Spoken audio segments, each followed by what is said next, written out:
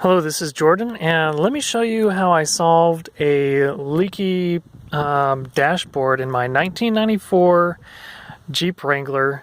So what I was having problem with was a lot of water coming down through here, through the back panel. It was getting all under through here on the wires and dripping down on my feet. So you could also hear it sloshing back behind here. Somewhere in this area, whenever you turned a corner and there was just tons of water in here built up, and then it would spill out and get your legs really wet whenever you turned a corner, or then if it was really raining hard, it would just be constantly dripping. So it's been raining a lot in the last 3 days, and I have a little tiny pool of water here that's coming from somewhere else, and I know where that is. But the primary leak, which I've spent no small amount of time trying to fix, I've finally solved, and I'm really happy about that.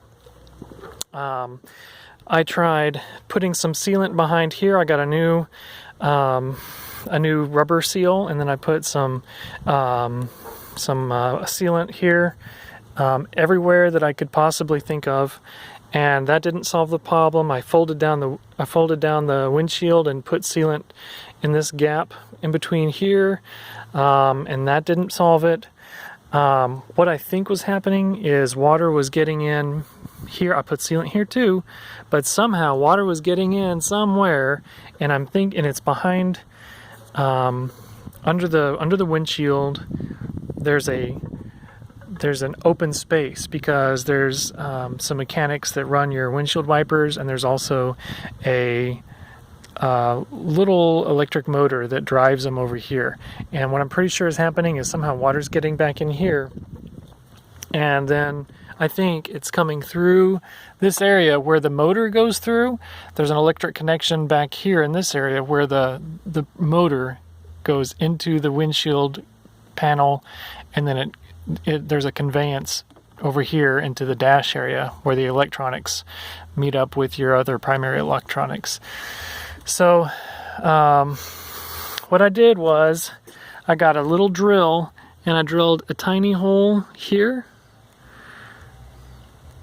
in the bottom corner of this panel, and it's even a little bit wet right now.